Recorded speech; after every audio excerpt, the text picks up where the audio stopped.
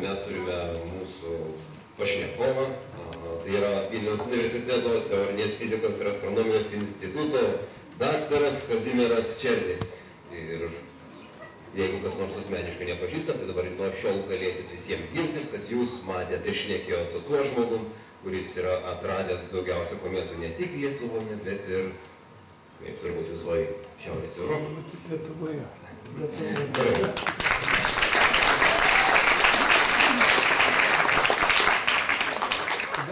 Taip, ir tada gesinam šviesas, nieks nieko nematys, tik tai girdės.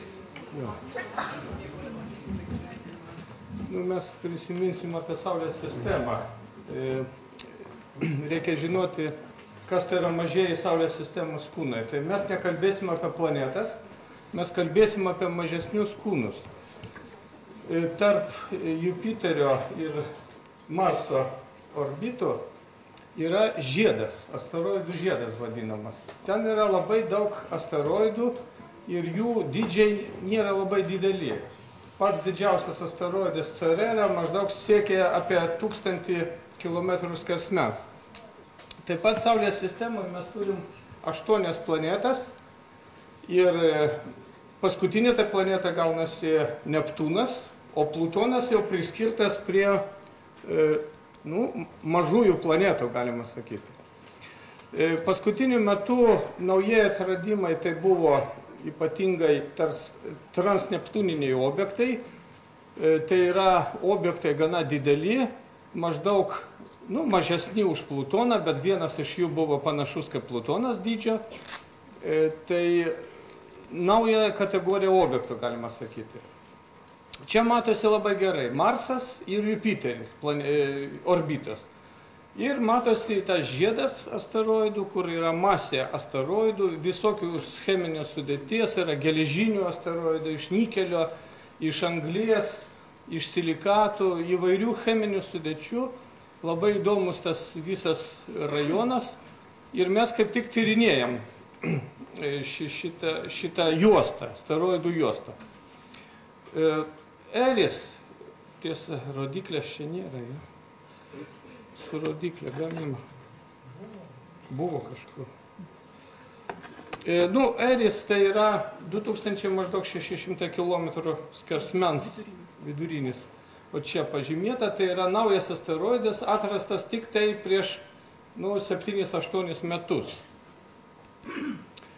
Taip pat kita grupė yra Kentaurai, transneptūniniai objektai, taip ir vadinasi Kentaurai. Tai yra tokia grupė asteroidų, kurios sudėtis yra iš ledo, iš tikrųjų ledo vandens. Ir tie asteroidai, galima sakyti, iš vienos pusės tai kometas, iš kitos pusės tai yra asteroidai. Dar vienas Saulės sistemos toks darinys, tai yra Oorto debesis. Oorto debesies niekas nematė iš tikrųjų, tai yra hipotetinis debesis, kuris yra labai toli nuo Saulės, maždaug 100 000 astronominių vienetų. Tačiau tai rezervuaras, iš kur atkeliauja prie Žemės kometos. Ir manoma, kad tai iš tikrųjų egzistuoja realiai. Dabar čia bus eilė nuotraukų, kur mes jau žinom, kaip asteroidai atrodo. Čia yra Gaspra asteroidas, Ida asteroidas, matosi, dažniausiai pailgos formos būna asteroidai. Erotas tai yra pavojingas Žemėje asteroidas, tyrinėtas labai gerai 2001 metais. O anksčiau buvo manoma, kad gali atskrieti kometą ir susidurti su mūsų Žemė.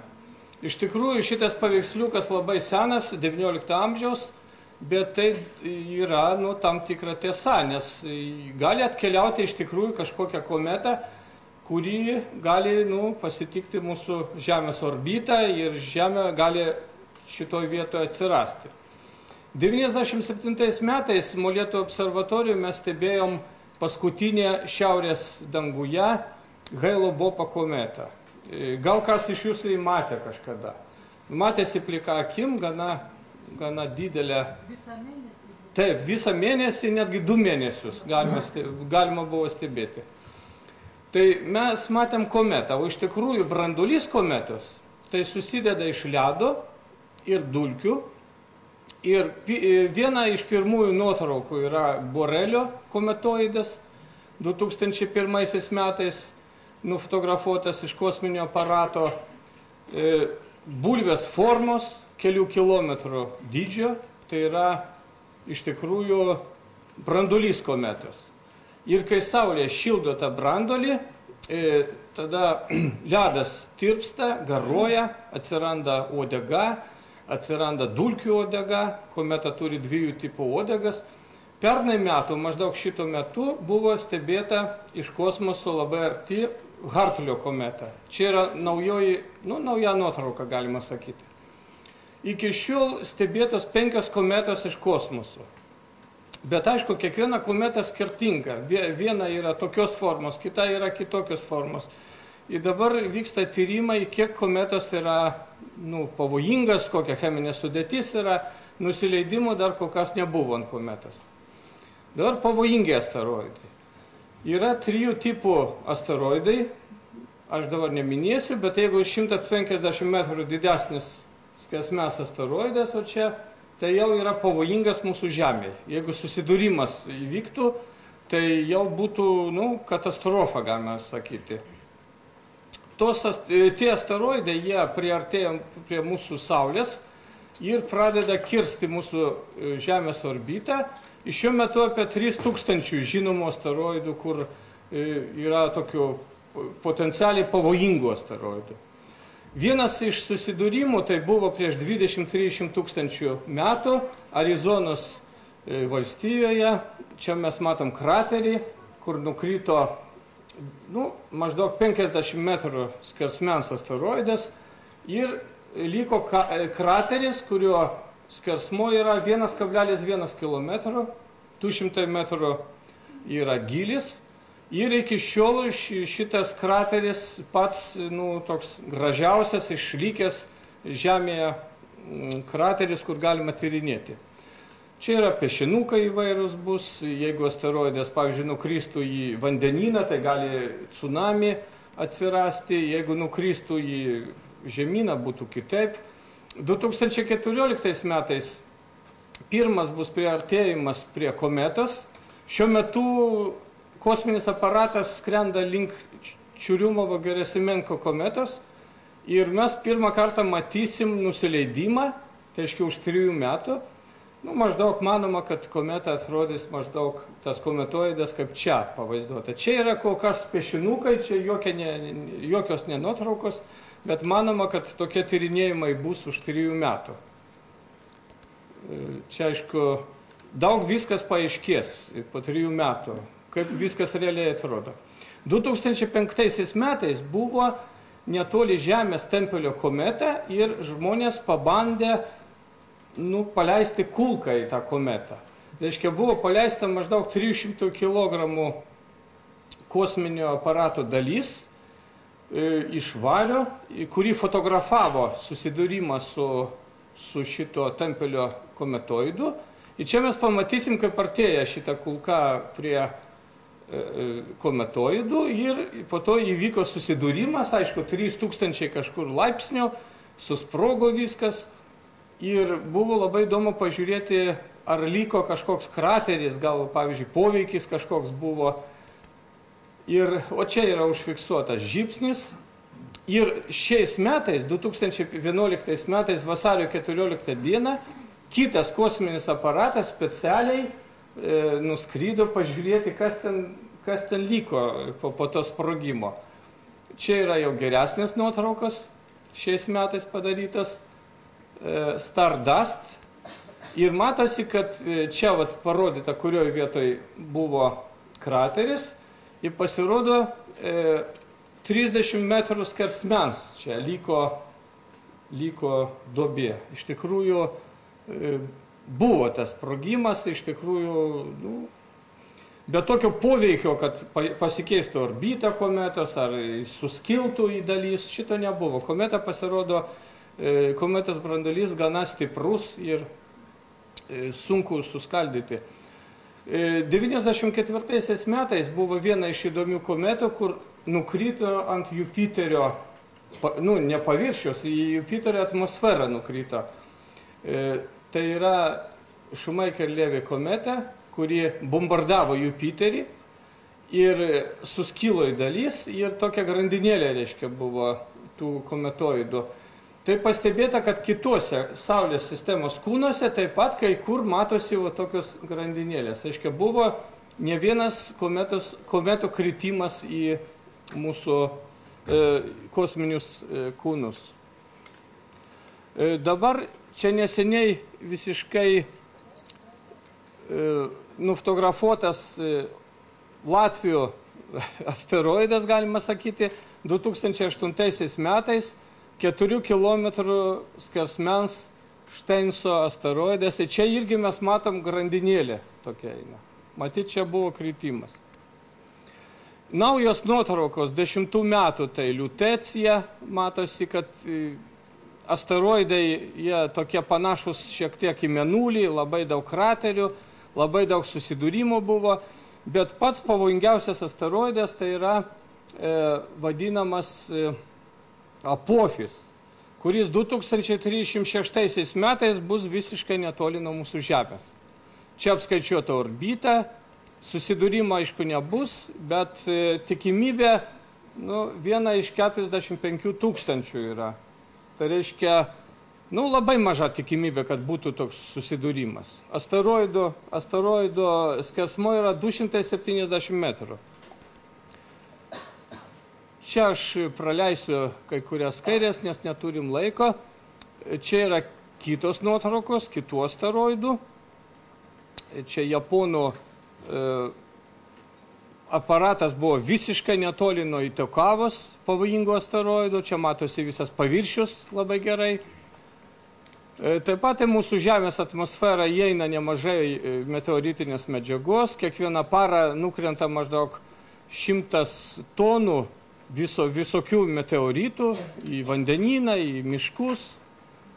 Ir vienas iš asteroidų nukrito tikrai ant mūsų Žemės. O čia matosi nuliai parodyti, tai iš tikrųjų įvyko susidūrimas. Tai 2008 metais buvo atrastas asteroidas TC3 ir nukrito tikrai į Šiaurės Sudaną. Čia pastebėta žybsnis su kamera naktinė ir po to liko tokia debesis ir po to buvo tiesa iš lėktuvo, taip pat šitas pilotas matė žybsnį, kai skrido virš Afrikos, virš Sudano ir po to buvo paieškos šito asteroido. Tai ieškojo studentai, iš tikrųjų atrado gabaliukus, matosi, džiaugiasi astronomai suradę asteroido liekanas. Asteroidas pasirodo, meteoritas buvo toks juodas visiškai, dabar tyrinėjimai vyksta. Čia teorija rodo, kad jeigu mes norim apskaičiuoti, kokia tikimybė yra susidūrimo, tai reikia skaičiuoti, kiek kraterių yra, per kurį laiką. Tai matosi, kad kas 2 mėnesius yra kritimai mažų asteroidų, o jeigu 10 km skersmens asteroidas, tai jis nukrenta kas 100 milijonų metų. Tai matot, labai retai iš tikrųjų vyksta tie susidūrimai. Ir dabar nežinoma jokių asteroidų, kuris tikrai būtų grėsmingas mūsų Žemėje. Molėtų observatorijoje mes atradom nemažai asteroidų su šita kamera. Čia yra statistika mūsų atradimų. Šiais metais irgi atrasta kažkiek naujų asteroidų. Lietuviški vardai duoti. Šiais metais yra nauji vardai, tai daktaras Jokūbas Sudžius, kur čia skaitė paskaitą, yra jo vardu pavadintas asteroidas Palanga. Čia mes tokį sertifikatus duodam savininkams asteroidų. Čia mūsų atrasti nauji asteroidai. Aš čia skubu, nes jau laiko nėra visiškai. Taip pat bendradarbiavom su Latvijos astronomais, Baldonė observatorija visiškai netoli nuo mūsų.